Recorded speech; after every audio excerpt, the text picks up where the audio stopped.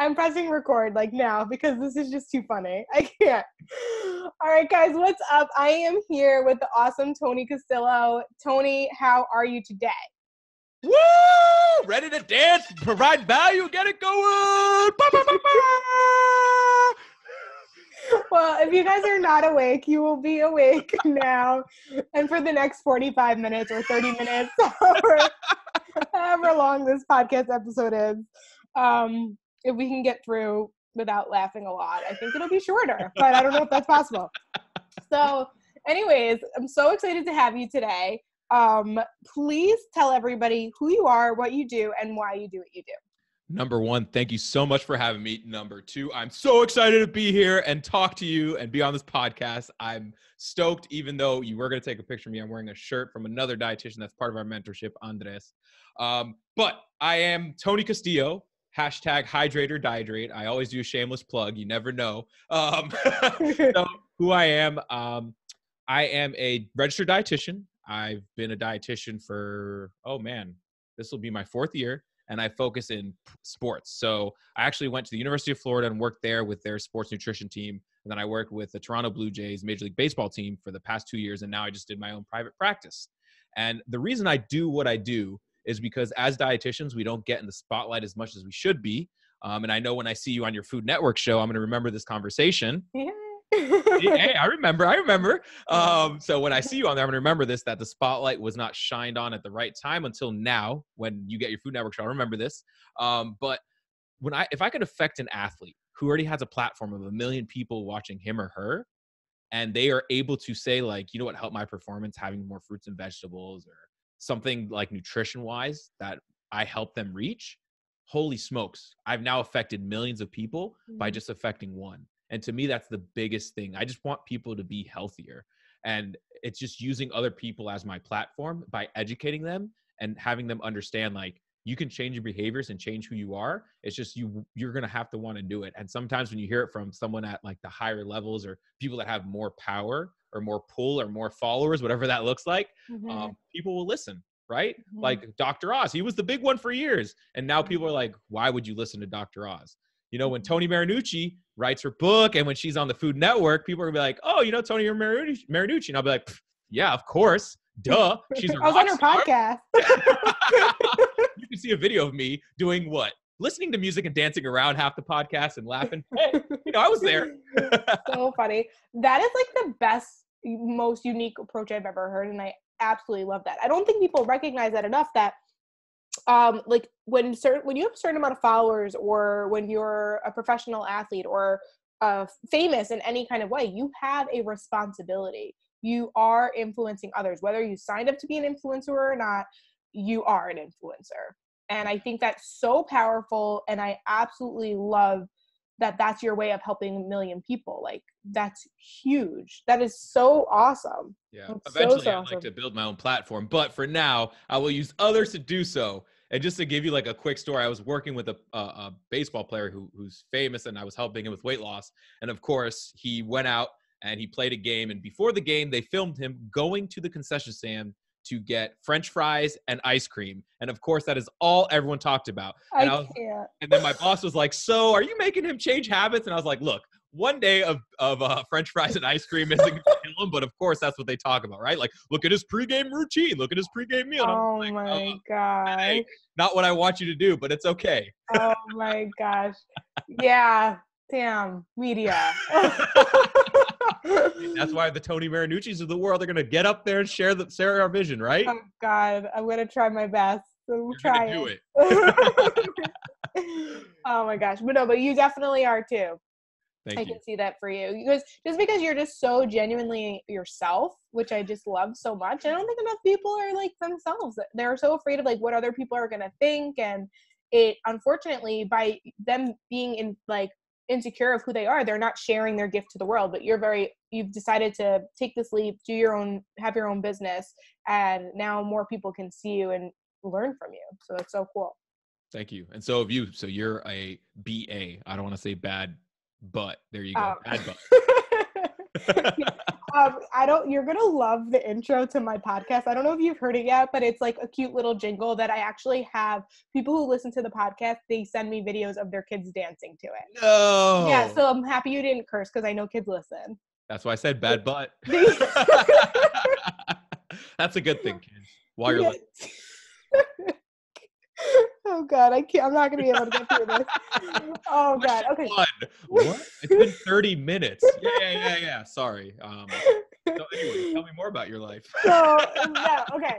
So I have to start, like, so obviously we're going to talk all about like nutrition for performance since that's what you specialize in. So this isn't just for the athlete. This whole conversation is going to be the person who's exercising regularly, whether they're a weekend warrior or just someone trying to get into healthier eating, healthier living.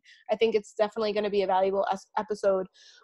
But you have this saying, which is hydrate or dihydrate. Yeah. Right? So we have to start with that. So explain like where that came from. And yeah, as he takes a sip of water, which you guys will see when we post this on YouTube. Like where did that come from? So funny enough, I was in Austin for a friend's wedding and it was brunch. And obviously we were looking a little dehydrated or dehydrated. And the waiter comes up and they're like, hydrate or dihydrate. And I was like, excuse me? And they were like, yeah, hydrate or dihydrate. And someone I was working with was with me at this wedding. And they're like, did you pay this person to say this? I'm like, no, not at all. And from there, I'm like, I'm just going to utilize this. I think this is absolutely funny and absolutely hilarious. And now it's my mission to make sure everyone does hashtag hydrate or dihydrate. And it's just been like blowing up. And I absolutely love it because it gets people to just drink more water. Again, I want to use my platform to get people to make healthier habits. And if it's by saying hydrate or dihydrate, more people are drinking water, I left my mark on the world a better place. Yeah, I love that so much. Are you going to send that waiter like a gift or something? I'm going to send him a water bottle. Yeah, gotta give him some credit. No, that is awesome. So let's talk hydration because I don't think a lot of people are probably drinking enough water. So how does someone identify if in fact they are drinking enough water? So I actually sent a video to this group I was in work with swimmers. And the first thing I talked about was hydration. And when I sent it, they were like, maybe we shouldn't start off by talking about pee. So with kids listening, I'm sorry, but I have to talk about your pee or your urine color. So I tell people you want it to look light like lemonade. Nice and simple. If it looks like apple juice or like black beer or like Guinness, like really dark, you're super dehydrated. If it's clear, you're actually overhydrated. And I actually have had to use this twice with some people I've worked with. So I actually got a picture this morning from one of my clients of their toilet bowl, which I never thought I would say as a dietitian. Oh, come on. I see poop all the time. Is that weird? You're right. At least it wasn't poop. That's another term for bad butt, but that's a different story, different conversation. So someone, I was actually working with someone and they're like, Tony, come look in the toilet. And I was like, this is weird, but sure. We go and look, and it looked black like Guinness. And I was like, that's very dangerous. Yeah, I was like, what are you doing? Gosh. Like, did you pour something in here? And they were like, no, this is what. And I'm like, what'd you do yesterday? This person was supposed to go perform, and they were like, oh, well, the day before I decided to go drink with my buddies, play golf, and I drink water. And I was like, good job, man. You're really set up for success here, huh? Oh boy. They went. So we had an hour before the game. We just did water, sodium, for like electrolytes to make sure we get them hydrated. It wasn't enough time, obviously. And they got pulled after 10 minutes of their performance because they were doing so poorly. Wow. And this is a professional. So think about how much that affects their end of the day. And I told them after that, I was like, so do you think you're going to make it to a higher division or a higher level if you keep doing this? And they were like, no. And I'm like, what were you experiencing? Like headaches, nausea, and those are things. Now, the other end of it, I had another athlete, same thing, but the pee was coming out clear because people are like, oh, it's clear. I'm super hydrated. I'm good. Well, what happens is the way I like to explain it is, for example, when you watch this YouTube video, you will see that I am holding a green like blender bottle. Now, if I put like a pound of salt in this, it'd be super salty water. Now, if I took that same pound of salt and put it in a 5-gallon bucket, the water would not be as salty. So what happens is you're actually overhydrated. You don't have enough sodium, like electrolytes, to help your muscles contract, so help you moving, help your performance. And this person was getting full body cramps from being overhydrated. So we actually had to increase their sodium intake, which people who have high blood pressure, I'd say, be cautious with this, number one. But if you're someone who's like very physically active, you know, make sure that you have the right hydration, which is Mhm. like lemonade. Yeah, that's really helpful. Yeah. Okay. I always tell people the color of the urine is the best way because you hear also, I mean, there's like you take your body weight, you divide it in half, but I think that can be a little bit overwhelming for some people. And then it's like, are you doing pounds or kilograms? Like, where do I live? Like, so I think it's just easier to just look at your urine. Yeah, Yeah. just go to the bathroom. Obviously, though, what happens if someone drinks like coffee or tea? It's going to change the color a little bit. Also, Yeah. I think there's a big misconception that like coffee and tea are dehydrating. Can you speak to that a little bit? Yes. So it's dehydrating if it's like the first time you've ever had coffee. If you're a habitual coffee or tea drinker, our body actually gets accustomed to that, and we don't actually have that dehydration effect like normally. Mm-hmm. Our body gets used to it. So I always say, obviously, drink water is the number one choice. Again, hashtag hydrate or dihydrate. But using tea is another great hydrating source. Coffee, the same thing, because our body just gets used to that caffeine. It doesn't cause that diuretic or going to the bathroom effect. Mm-hmm. Totally. Yeah. Cool. All right. Well, so now that we got that out of the way, because that's just something I felt like we had to address. What would you say is like the biggest mistake that people, when they're trying to go like get a good workout in? What's like maybe like one or two mistakes you see people make with their nutrition that they do that might, impact their workout and other than hydration, So that might affect their performance? yeah, I know you go work out. So what do you do before you work out? Well, so it depends on how I'm feeling. Every dietitian's answer to any question, it It depends. depends. Sometimes I just make sure that I hydrate. Depends on the type of workout and the intensity of the workout. Yeah. Yeah. So like if it's gonna be like a light walk or yoga or like just like 30-minute strength training or something, I might not even eat anything because I do tend to work out in the morning. Mm-hmm. If I know that I'm gonna do a workout, maybe like in a couple hours, depending on once again, if I'm feeling hungry, I might have a small, like a mini meal, or I might just have like a piece of fruit and then I make sure that I eat after. So yeah, so it depends. Yeah, I love that answer. And that's what I tell my clients and everyone I work with. It depends. Mm-hmm. But to give the Tony Marinucci tips with Tony audience a little secret. Hello. Definitely you want to eat some fast acting carbs. So what I consider fast acting carbs, I'm talking about fruit. I'm not saying go out and buy gummy bears, folks. I mean, it can help you, but I always suggest getting fruits first. And that's the biggest mistake I see people. Either they don't eat, and they try to go like do a really intense workout. So a lot of the CrossFitters I work with, they're big into intermittent fasting, which I know you had Andres on talking about. Yeah. If you haven't heard it, go back and listen to it. Number two, like they just don't eat because they're this big intermittent fasting. And the first thing I try to get them to do is actually have breakfast. And they're like, why? Why do you want me to have something before I go work out? So I'm gonna ask you a question because you're in New York. If you decided to come drive down to Clearwater to hang out with Andres and I, what would you check in your car? What would you look at? My engine, if I Okay. had gas in the tank. Gas in the Yeah. tank. That's the one, right? Because if you don't have gas in the tank, you're gonna have to get out of your car and push the car to Clearwater. That's gonna be a lot longer of a hike than it is if you had gas in your car, right? That's the same thing I tell people. So why are you going into a workout without eating anything? You don't have any gas in your car, and you're asking your body to push through and do some strenuous activity without having anything in your body. So like if you're doing a light walk, then you don't need that. But even yoga, you're stretching, you're utilizing your muscles. Even like Orange Theory, CrossFit, strength training, anything like that, you're doing something. And you need to make sure you have gas in your tank before you head out for your trip. Yeah, totally. And so what is there like a sample maybe meal or other than like a piece of fruit? Like what could someone maybe have if they're gonna have like I also have heard like if they're gonna so like say they have breakfast at 8 a.m., then maybe they should wait 2 hours and then do their workout at 10 because they need to digest their whole breakfast. Like what would you say to something like that? That's a great question. And because when I talk to my clients, the same thing happens. I had one client that's like, some runs I feel super bloated and full. Other runs I feel like golden. I'm like, okay, what are you eating? And we figured out when he has a big, heavy breakfast before he goes for a run, it's not going to help him. But sometimes he does like a slice of toast with peanut butter, a slice of toast with avocado, a slice of toast with hummus, whatever it looks like for you. So either fruit, I always say toast with something, maybe butter.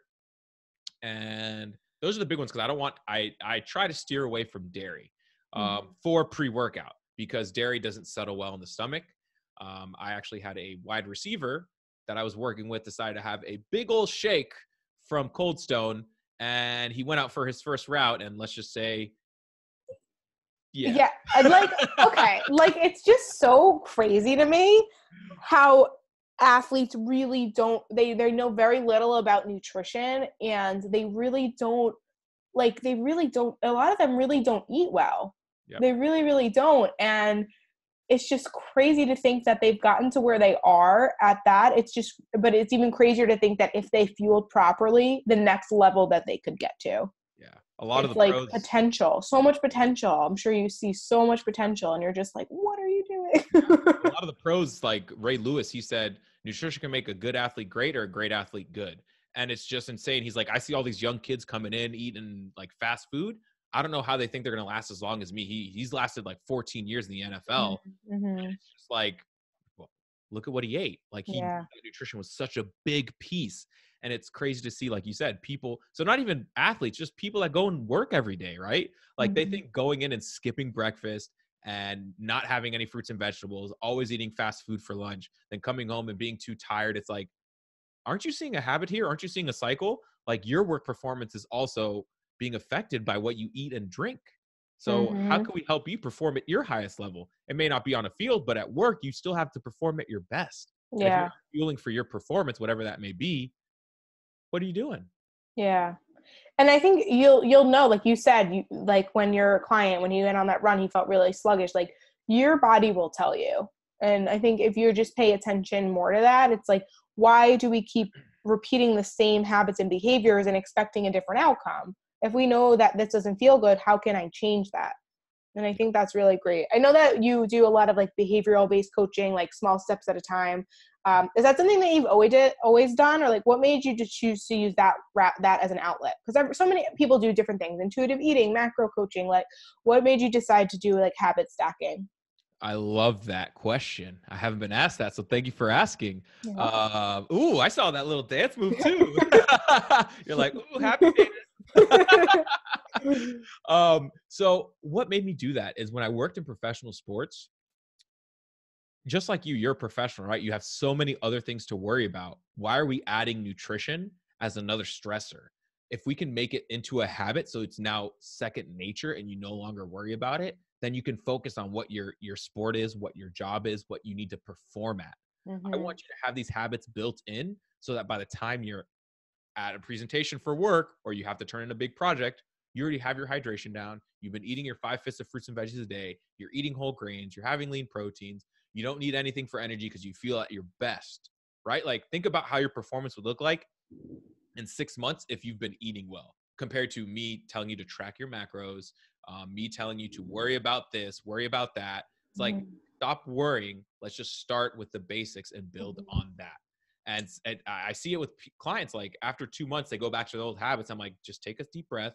And I want you to look at everything we've done.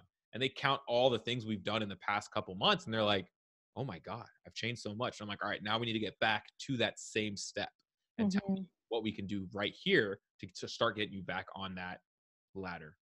Yeah, totally. Because it's so easy to go back to your old habits. Like, so it's really important to have that support system to keep them going. But I love that exactly what you said is, especially an athlete or just anybody, like I love your nutrition for performance, not just on the field, but at home or at your job, like just being your best. Like you do have so many responsibilities, so many things to worry about. And I think that's what prevents people from actually making progress in their nutrition, because it can be so overwhelming, and so they feel like it has to be like all in or all out, and then they either do nothing or they go all in, and then they are like, no, this is way too hard, and now I'm like, everything else in my life is slipping, my social life, my connection with others, like all these things, and then they go back to their old ways. So I love what you said. It's really like just to make it simple on their life, and then also to help them in the future. Yeah. 100%. That's and awesome. It's something I dealt with too. I mean, and I'm sure you know about this, either personally or with your clients. It's just like when I was in college, I was like, oh, I'm going to do all or nothing diets. I would try everything and anything. And it's just like, it didn't work. So how could I tell someone to do this if I know it didn't work? Like, that's why we got our degree, so we could teach people like, this is what we need to do in order to make it successful for you and be something you do like the rest of your life. Totally. Totally. Love So it. thank you for sharing your message. And I love when you put your client success stories, because it shows the world that you don't have to count macros to succeed, and that you can just change your habits and habit stack, as Tony says, and crush it. So thank you. Thanks. That's awesome. You reminded me I have to post, like, I'm not good at sharing my clients' wins. I'm really not. I really have to do that today. I thank you for reminding me. I love them so much, and I just get so wrapped up in the day, and then I was like, oh, I should probably share, like, this is how I help them. But anyways, all right. So I want to ask some questions that I know a lot of people, I get asked a lot, and I feel like you're definitely the best person to address these. So I'm just going to kind of go down the line. BCAAs. BCAA supplements. Do we need them? How do you assess if you need it? Like, let's talk about it. I was actually doing an IG live the other day, and I want to ask you a question. Do you know where BCAAs come from? Like, how they actually make BCAA powder? That's a great question. I mean, they would need to be from sort of like an animal protein. Yep. Yeah. If you had to take a guess, where do you think it would be? Don't worry. Probably cow's milk. Bird feathers. Shut up. Bird feathers. Don't tell me that. I promise you, that's mostly where most BCAAs come from. Well, so now I'm going to think of bird feathers every time I drink my BCAA. I'm upset. I'm upset now. Okay. I'm upset. I'll get over it, but I'm upset now. Okay, so tell me how we figured this out. Talking to supplement companies and actually asking them like where they get their BCAAs from. So one thing I love to talk about with BCAAs, if you are going to purchase one, you want to make sure the ratio is 2 to 1 to 1. Because there's a lot of like 10 to 1 to 1 ratios, 5 to 1 to 1 ratios. That ratio just talks about leucine, isoleucine, and valine, which are the 3 branched chain amino acids, the 3 BCAAs that have been shown when they work together, turn on like a muscle building switch in your body.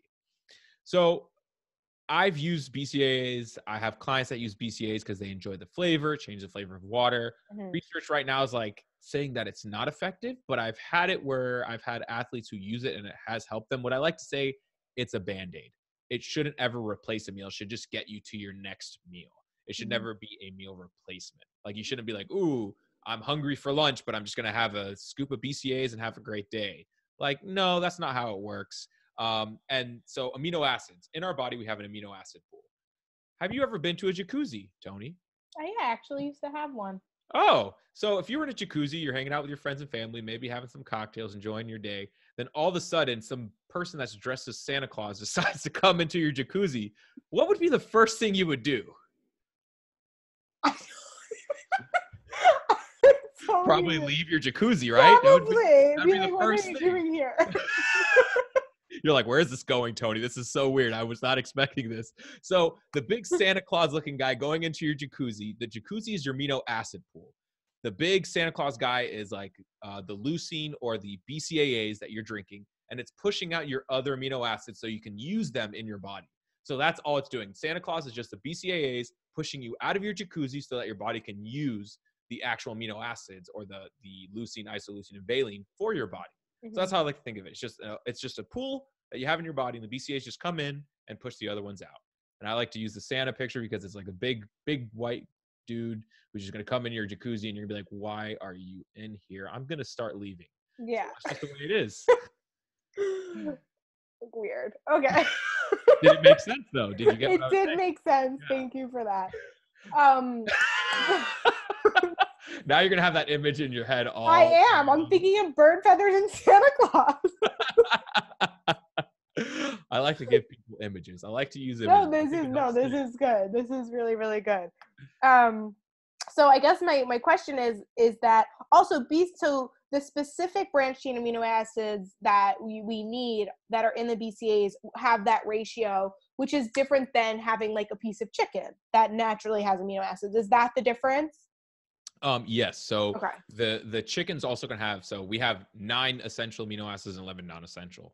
So that makes 20 together. And that's what makes a complete protein. So what happens is we take the 3 essential, which means you need to get it from food, and non-essential means our body makes it naturally in that amino acid pool.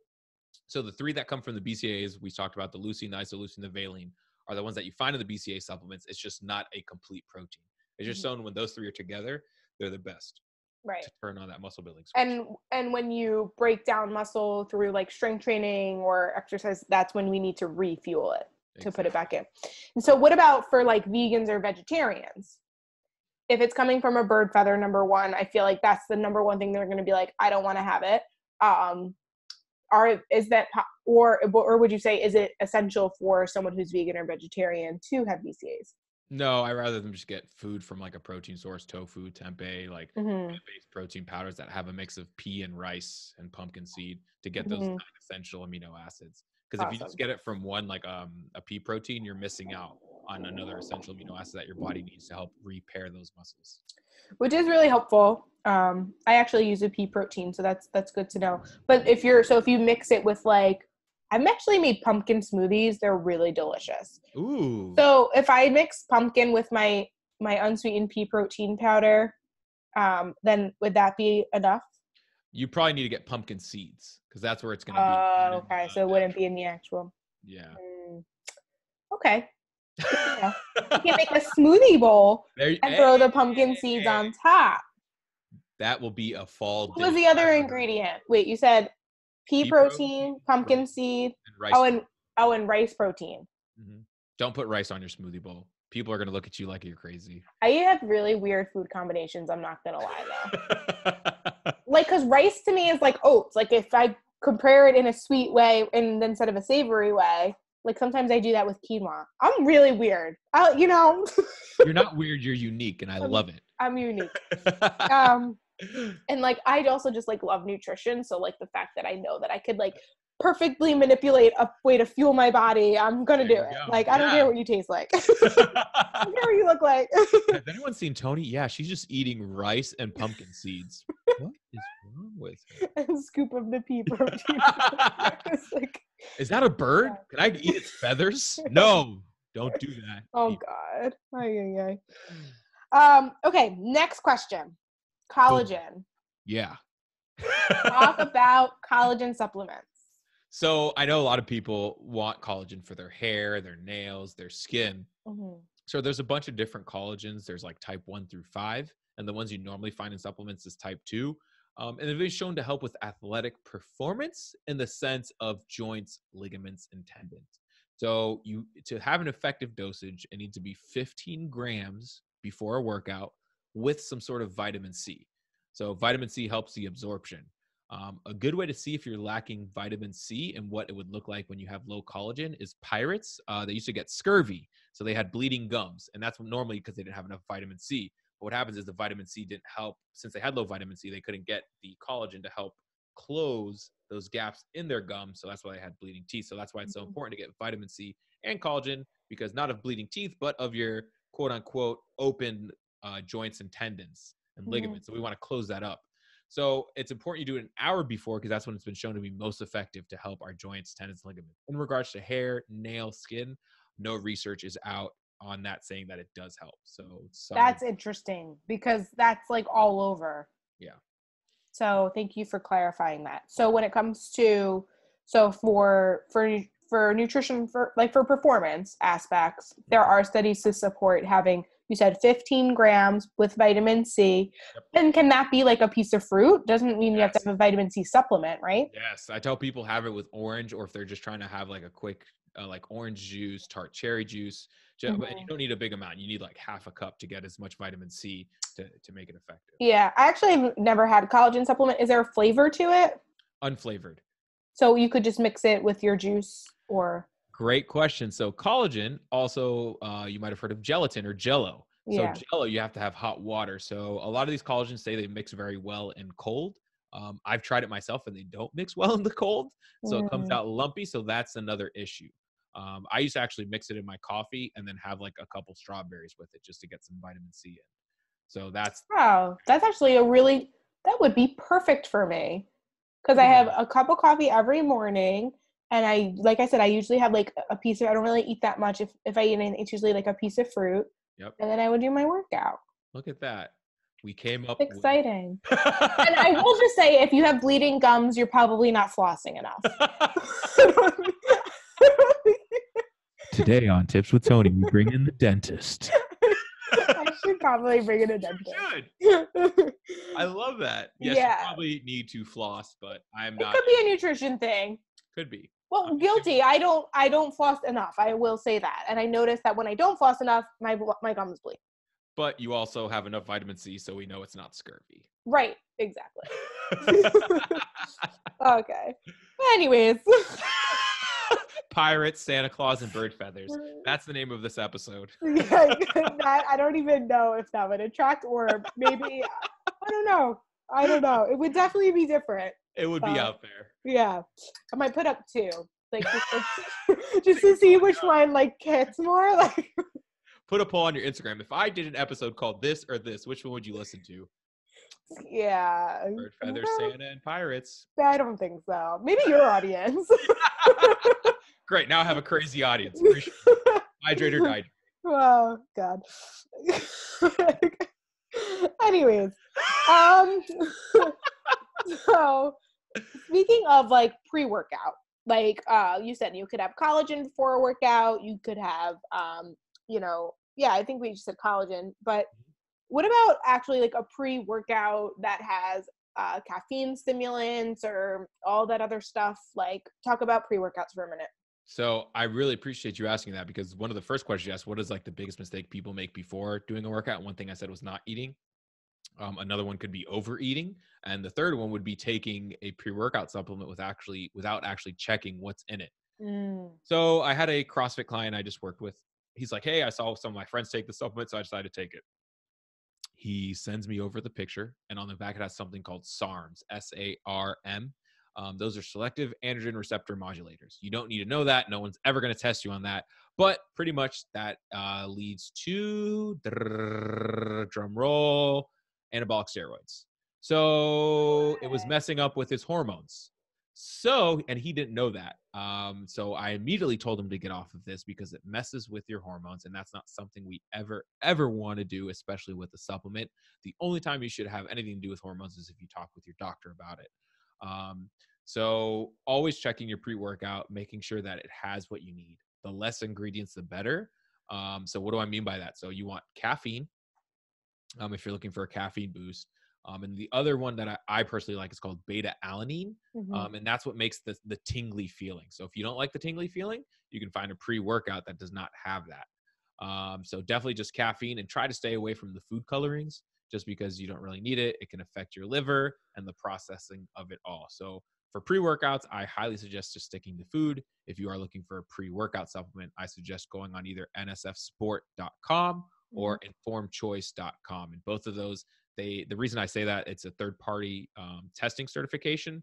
So pretty much if I'm a supplement company, I wanted to make a pre-workout, I have to send it to them, and they can check at least what's in the label is in the bottle, and what's in the bottle is on the label, and it's effective and it has no banned substances. And again, I'm not worried about your audience being on steroids for performance enhancing drugs, but it's more just for personal life, longevity, and health is my main concern, right? Like, no one wants to buy a supplement that's going to mess with our hormones. Yeah, totally. And also you made a really good point that I think at this point people who listen to my podcast know this, but I always like to reiterate, and never know if we have a new listener, but supplements are not regulated. So unless a third party does come in and the company pays them to do so that way the consumer knows that it's safe to consume. But if it doesn't have that stamp, then they could say that all this stuff is in there, and they could be lying, and it's legal, which is crazy. Yeah, it's insane. They could put bird feathers in supplements. Thank you so much. But okay, can we just circle back now, because back to BCAAs? They do have now that we're over the Santa thing, now you've processed it, you've enjoyed it. All right. Yeah. With the BCAAs, they usually have food dyes. No. Yep. So how do we know? There's a brand called Extend. That's what I use. Is that okay? Yeah, they have some that do not have food dyes. So I think it depends on the one you use. But if it's flavored and has color, it probably has a food dye. Well, no, sometimes they use like beetroot extract to color it. That's So true. double checking, just make sure if it's like red 40 or blue, whatever it is, or yellow somewhat number, those are the food colorings. But mostly the red is the one that has the most linked research to affect the liver. Okay, well, I don't think it has red, but either way, I might have that. I'm gonna triple check. But Okay. going back to your point, it helps me drink more water. That's kind of why I started drinking it. And that's why I'm okay with it, because if it helps you drink more water, Yeah. hydrate or dihydrate, you know? Yeah. And I think with, with everything, it's like we have to kind of pick and choose what we limit and what we allow in our diet. Because if we really listen to everything, we would probably, we'd be in that fear of food place and not really eat anything and then end up overeating. And it's a vicious cycle. So. Which is where we don't want to be at. Totally do not. Okay, so the last supplement that I have on here that I wanted to ask about is fish oil supplements. Fish oils! Yeah, which I actually been wanting to do an episode about like omega-3s and stuff, but if you want to kind of speak to that, is that something that's necessary for an athlete or just anybody in general? Like, because I know we were talking before we started recording, but I know a lot of people who maybe are prescribed like macros and they are told to do a lower fat diet, and therefore it usually is prescribed to take a fish oil supplement because it's hard to get the adequate amount of fats in their diet. So they're told to have that to help with that. But I'm wondering what your thoughts are. So as you know, I'm all about food first, but this is a time where I actually suggest a fish oil supplementation. I think everyone should be on fish oils. There's a ton of research now, especially with kids and their brains developing, with pregnant moms eating fish. So not taking fish oils, but eating fish, and it helps with the child's brain development as they grow older. And then for athletes, it helps with their joints, tendons, and ligaments and inflammation. For Gen Pop, it helps with inflammation. So I highly suggest it. It should be 2 to 4 grams a day. And the thing you want to look for is that it's from a marine triglyceride. It's on the back, like, where's it from? So things like cod liver oil, and I like salmon is not the best absorbed. So the marine triglyceride is the most important. And also when you look at the back, you should see DHA and EPA. Those should both add up to at least 1,000. If it's anything less than 1,000, you're just throwing your money away. So I definitely suggest fish oils 100%. I take them daily, and it's actually been shown to help with keeping on muscle mass. So someone who's trying to lose weight, it's been shown to have an anabolic or muscle building effect without it having to do anything with hormones. It just helps keep our muscle on, which turns on the light switch I was talking about earlier in our body to keep muscle building. Yeah. And so kind of going off that, we said food first. So if someone wasn't to take a supplement, how much fish and the types of fish would they have to consume? Because you said cod liver oil and salmon are not as easily absorbed. When it's in the pill form. What is in the pill form? What about in a food form? Then salmon, tuna, mackerel, and herring are all very good sources of it. Salmon and tuna, I believe, for like a 4-ounce serving, have like 500 milligrams of fish oil. So you need a lot of fish. So this is the one time I do actually suggest getting some fish oils. Right. Well, you should still try to eat fish twice a week, at minimum, 2 to 3 times a week. The one thing I teach my clients when it comes to proteins is the less legs, the better. So cows have 4 legs, chickens have 2, fish have 0. So choose. God, that's a great thing. I don't want to know what you call it, but I just did that. That's like what a fish does. You guys can't see my hand, but it's flailing. So yeah, I teach them the less legs, the better when it comes to food. So, it's okay to have steak. I'm not saying that because of iron. It's okay to have chicken. It's just if you're choosing proteins, try to choose the less legs, the better, because as you go down in the legs, the more anti-inflammatory fats they have. As the higher you go in legs, the more inflammatory fats it has. Wow. I love that. Thank you. Yeah, that was really great. You didn't say that after the Santa, though, so I'm kind of thinking you didn't get my analogy. No, I got your analogy. But I do love Christmas, so I kind of was hesitant of thinking. Yeah, I was gonna say like, what? It's like, is it December? Come on in. like, oh, Christmas came early. So I was a little, I was stuck on that one. This has been like so valuable and so helpful, and I know so many people are going to appreciate not just your information, but the specifics of what to look for. Yeah. I think that's really, really key. One last question, just based off of fish oils, omega-3s, and anti-inflammation. Going back to vegans and vegetarians that are not consuming fish, and maybe they won't have a fish oil supplement. Speak to that a little bit, because I know with this, I'm curious what you have to say about that. Yeah, so there's a supplement out there called Brain Armor, Okay. and it's a vegan source. So they use algae, and it has high DHA and EPA. So it's very concentrated, and that's what I would suggest for my vegan vegetarians if they don't eat fish. But I would Is it absorbed as well, though? Yeah, it's absorbed as well. It is? Okay. But it's this is the only brand I know of that does it that way. Okay. I'm not promoted by them. They're not paying me anything. It's more of just like I've looked at their research and it's very sound. So that's why I would promote it. Again, I would highly suggest anyone who's vegan, and I understand if it's for personal reasons, but trying to get that fish, that anti-inflammatory, is huge, because at least take the supplement if you're not going to eat the actual food. Yeah. Because the thing is, like, they're like, oh, but I can get it from olive oil, I can get it from chia seeds, I can get it from walnuts. Yeah. By the time it converts, it takes 5 to 6 steps to go from the omega-3 that's in those plant-based sources to the one that's actually active in the body. So if you start out with 100 and it takes 5 steps, you end up at 1. So it's a very small return on value. So that's why I always say try to supplement with something. And that's why. Totally. Awesome. Well, this has been so great. Thank you so much for coming on. What else? Is there anything else that you want to add, talk about? Were you able to laugh? I laughed so much. Like, I've probably never laughed as much on a podcast. I'm now going to go through all of your podcasts and listen to them to make sure. I'm going to count how many times you laughed, and then not a lot. And if it was me at myself, like because I probably screwed up in something, and I'm just like, oh well, here we go, keep it recording, because I don't know how to edit this stuff, because I don't know how to podcast. So I need you to send me the videos of the kids dancing to your theme song. Actually, you need to post that on your Instagram. I had asked if I could share it, but then I forget what happened to that video. I have to ask him again to send it to me. Because all you can do is like white out the faces or put. I didn't want to. Yeah, it's like I don't want to like, but I think he would have been okay with it. I have to like go back to that.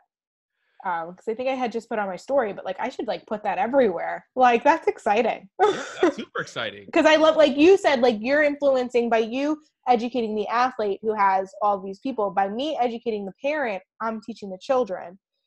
And like I didn't even honestly, until I got that video, I didn't even realize that that's a potential impact that I could be having. So it's huge. It's huge. Think about this. A kid goes to school, he sings your theme song, and someone's like, what are you singing?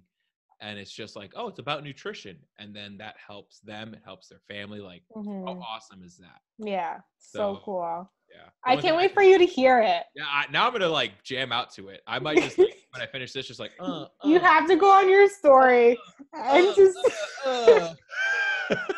Yeah, you gotta. My new hype song. Make my day. Oh my God. The only thing I wanted to add is thank you so much, Tony, for having me. I very much appreciate it, and I can't wait to see you on Food Network crushing it. Oh, God. One day. Can you tell people where they can find you? They can find me creeping in your comment section.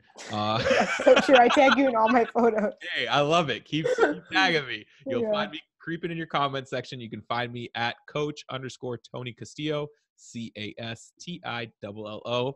Or I'm sure you can just look up the hashtag hydrate or dihydrate, and somehow it will lead to me. At least that's the hope. If not, it will eventually. Yeah, no, it will. Definitely will. Thank you so much. We're going to see each other soon, right? Yeah. I'm excited. But yeah, so thanks. I hope you have a good day. You too. Bye. Bye.